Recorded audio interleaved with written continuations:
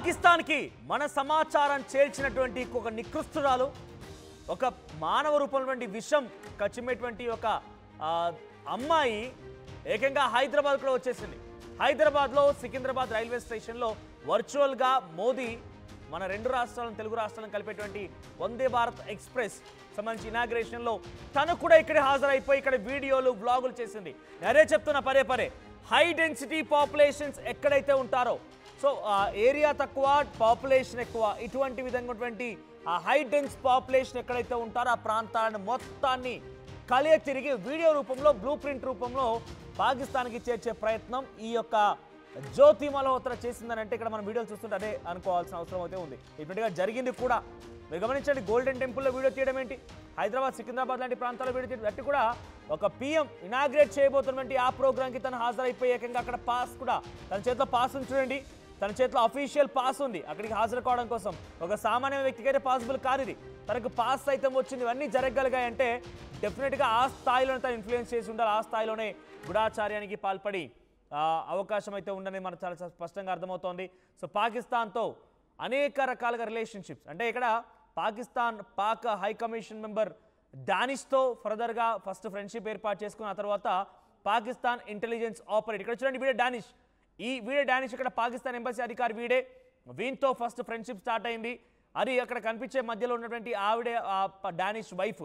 So ఆ వీడియోలో కనుక మీరు గమనిస్తే ఏంటి ఇక్కడ వీడియో లేదు ఎగ్జాక్ట్గా, నేను వీడియో చూసినప్పుడు డానిష్ ఫ్యామిలీలో ఏదో ఫంక్షన్ జరుగుతుంటే తను హాజరైంది ఏకంగా పాకిస్తాన్లోనే.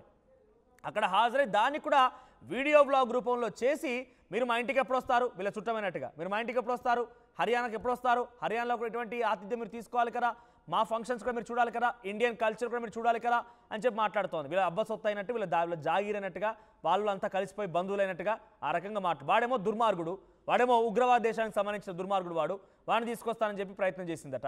ఆ తర్వాత ఈ ఫోటోనే ఇప్పుడు జ్యోతి మల్హోత్రాని పట్టించింది. ఈ ఫోటో ఈ వీడియోనే జ్యోతి మల్హోత్రాకి పాకిస్తాన్ ఉన్నటువంటి సత్సంబంధాలని బహిరంగపరిచింది. అయితే ఇక్కడతో ఆకుండా ఈ డానిష్ అనేవాడు ఏం చేశారంటే పాకిస్తాన్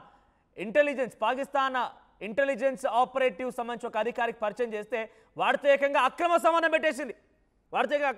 పెట్టేసి వాడితో హనీమూన్లు, ట్రిప్పులు, లగ్జరియస్ హోటల్స్, అమ్మో ఇంకా లోతుగా చూస్తే ఇక్కడ కనిపించని చక్కదనంగా ఉన్నటువంటి అమ్మాయి ఏం కాదు, అది ఒక విషం చిమ్మేటువంటి విషనాగది, అది నిజంగా దుర్మార్గురాలు, మానవ రూపమైనటువంటి నరరూప రాక్షసురాలది. సో అటువంటి దుర్మార్గాలనే పాల్పడింది ఇక్కడ జ్యోతి మల్హోత్రా. సో చూడడానికి ఏదో హీరోయిన్ లాగా ఉంది, లేకుంటే బాలీవుడ్ యాక్టర్ లాగా ఉంది అనుకుంటే పొరపాటు పడ్డట్టే ఇటువంటి వాళ్ళందరూ కూడా ఒక కంట కనిపెడుతూనే ఉండండి. అందుకే నేను ప్రతిసారి చెప్తున్నా మీకు స్లీపర్ సెల్స్ని గమనించండి అని చెప్పి.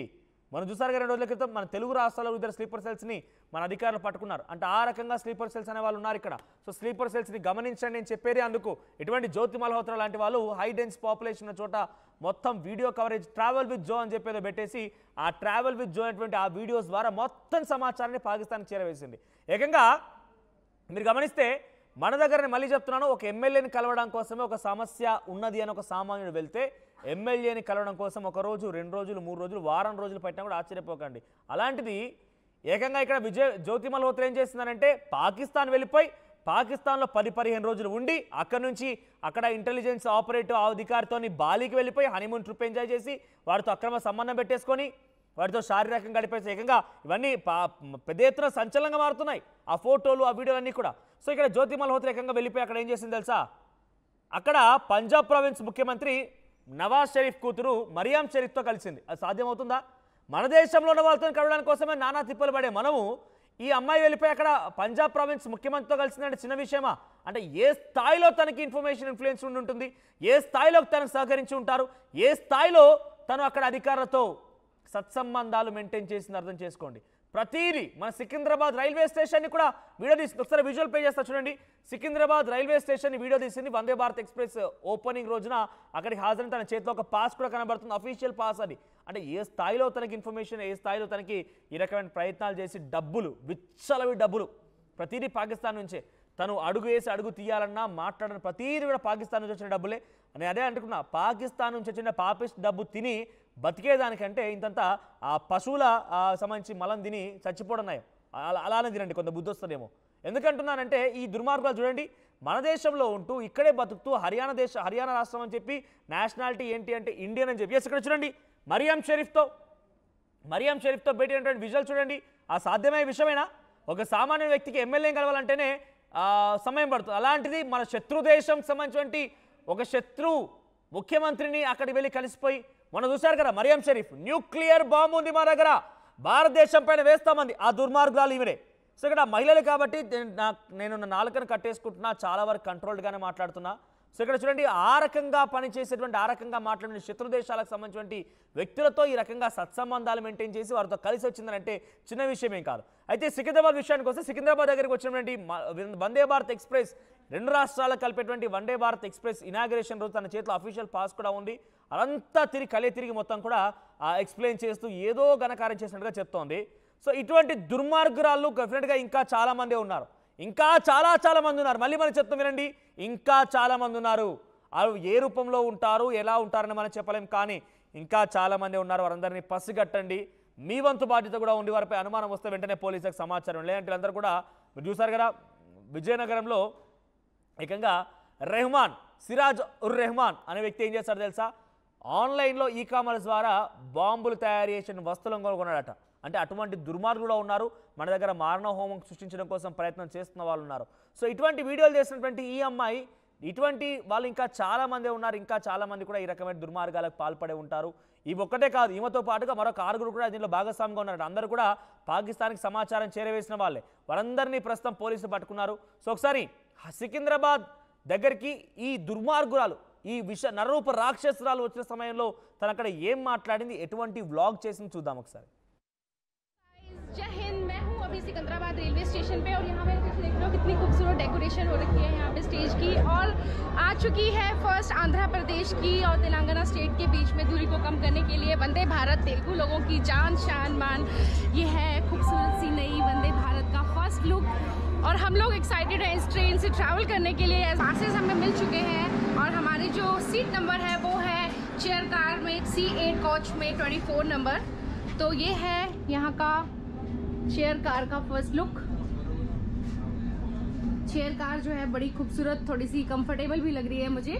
सो this is our executive chair car. मैं आपको दिखाती हूँ कि इसका कंफर्टेबल कैसी है। ये कंफर्ट इतना ज़्यादा है, इतनी ज़्यादा रिक्लाइन हो सकती है, तो मुझे लगता है कि काफ़ी ज़्यादा अच्छा है। स्पेशली उन्होंने यहाँ नेकलेस जो दिया है ये बहुत ज़्यादा अच्छा है। इलेक्ट्रिक सॉकेट्स हैं और साथ में ट्रे। तो ये एग्जीक्यूटिव कोच में ट्रैवल करने का बहुत बड़ा का बेनिफिट हो सकता है। लास्ट टाइम जब मैंने चेन्नई वंदे भारत की थी तो ये मुझे मिली थी मनीषा जी। लगता है ये 35 स्टाफ आप भी यहीं का, ये सेम है या? Okay, nice meeting. इन्होंने मुझे देख के रोक लिया। तेलुगु में बोल दो। तेलुगु अच्छा पाला। इंडिया की 8th वंदे भारत और तेलंगाना स्टेट की फर्स्ट वंदे भारत, और ऐसे मौके पे तेलुगु ट्रैवल ब्लॉगर ना हो, ये कैसे हो सकता है? Hi, there is a small correction. Yup, Telugu states का first Vande Bharat, oh connecting 2 states. Yes, Telugu state का, आंध्रा एंड तेलंगाना, राइट। आपके स्टेट में हमारा वेलकम कैसे करेंगे आप?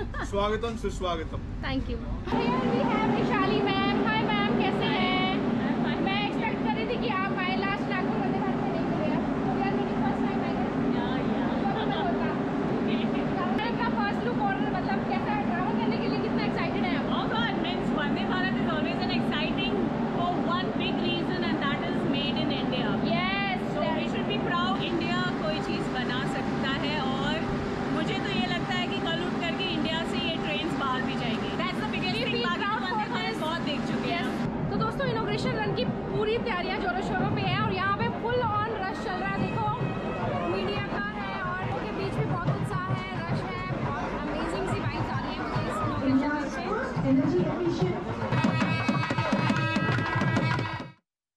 చూసారు కదా, రెండు తెలుగు రాష్ట్రాలని కలిపేటువంటి ఈ వందే భారత్ ఎక్స్ప్రెస్ ఇనాగ్రేషన్ టైంలో వర్చువల్గా మోడీ అక్కడి నుంచి హాజరవుతుంటే తనకు అఫీషియల్ ఒక పాస్ కూడా దొరికిందని చెప్పి తను చెప్తూ ఆ వందే భారత్ ఎక్స్ప్రెస్ ఆ ట్రైన్ ఇనాగ్రేషన్ కార్యక్రమాన్ని తన బ్లాగ్ రూపంలో చూపించింది. సో అంటే ఈ రకంగా ఎక్కడ పడితే అక్కడ వీడియోలు తీస్తూ పాకిస్తాన్కి సహకరించిందనేది మాత్రం చాలా సుస్పష్టంగా అర్థమవుతోంది. 2023 సెప్టెంబర్లోనే హైదరాబాద్కు వచ్చింది ఈ జ్యోతి మల్హోత్రా. అయితే అప్పటి నుంచి అటు పాకిస్తాన్ టచ్లోకి వెళ్ళింది. 2023 జనవరి నుంచి పాకిస్తాన్ టచ్లో వెళ్ళింది. పాకిస్తాన్ పాక్ హై కమిషన్ దానిష్తో తనకు పరిచయం ఏర్పడింది. విత్ ఇన్ షార్ట్ టైంలోనే, చాలా తక్కువ సమయంలోనే మళ్ళీ పాకిస్తాన్కి వెళ్ళగలిగింది. పాకిస్తాన్ వీసా తెచ్చుకుంది. పాకిస్తాన్ వెళ్ళిపోయి అక్కడి ముఖ్యమంత్రి మరియం షరీఫ్తో భేటీ అయింది. ఈ రకంగా అనేక వీడియోలు తీసింది. ఒకటి కాదు, రెండు కాదు. పాకిస్తాన్లో వీడియోలు తీయడం, హైదరాబాద్లో వీడియోలు తీయడం, అంతేందుకు పహల్గామ్ ఉగ్రదాడి ఘటన జరిగింది ఏప్రిల్ 22, 2025 అయితే జనవరి 2025న అక్కడికి వెళ్ళిపోయి అంతా కూడా తన వీడియో రూపంలో అక్కడి పాకిస్తాన్కి సమాచారం అందించిందట. ఇదొకటే కాదు, ఇంకా చాలా సెన్సిటివ్ ప్రాంతాల్లో కూడా ఈ రకంగానే జ్యోతి మల్హోత్రా వీడియోలు చేసింది. ఆ వీడియోల రూపంగా బ్లూ ప్రింట్ దాన్ని బ్లూ ప్రింట్గా మార్చుకొని పాకిస్తాన్ ఇక్కడ దాడులకు తెరలేపింది అనేది మాత్రం చాలా సుస్పష్టంగా అర్థమవుతోంది. పహల్గామ్ ఉగ్రదాడి ఘటన కంటే 3 నెలల ముందే చాలా పెద్ద మొత్తంలో పహల్గామ్లో పర్యటించింది ఈ అమ్మాయి. సో అక్కడే కాదు, ప్రస్తుతం తనతో పాటుగా గడిపినటువంటి ప్రియాంక సేనాపతి అనేటువంటి ఒక అమ్మాయిని కూడా ఒడిశా పురి ప్రాంతంలో పురి ప్రాంతంలో తను పర్యటించాలని కోరినప్పుడు ప్రతి చోట కూడా ఇక్కడ గమనించండి, వీళ్ళంతా సోషల్ మీడియాలో ఉన్నారు, సోషల్ మీడియాలో యాక్టివ్గా ఉన్నారంటే వాళ్ళ ప్లాట్ఫామ్స్లో ఈ రకంగా ట్రావెల్ చేసే వాళ్ళు తెలుగులో నుంచి ఒకరు కానివ్వండి, హిందీ, ఒడియా, కన్నడ, తర్వాత తమిళ్, మలయాళం ఈ భాషల ద్వారా ఎవరైతే చేస్తూ వెళ్తుంటారో అందరూ కూడా డెఫినెట్గా ఏదో ఒక దగ్గర చిన్న కాంటాక్ట్ అయితే ఉండే ఉంటుంది. ఆ కాంటాక్ట్ ఆధారితంగా అందరూ కూడా కలుస్తూనే ఉంటారు. అయితే ఈ నేపథ్యంలోనే ఇక్కడ జ్యోతి మల్హోత్రా అనే అమ్మాయి ప్రియాంక సేనాపతి ఒడిశా అమ్మాయితో కలిసి కూడా పూరి ప్రాంతాన్ని కూడా పర్యటించిందట.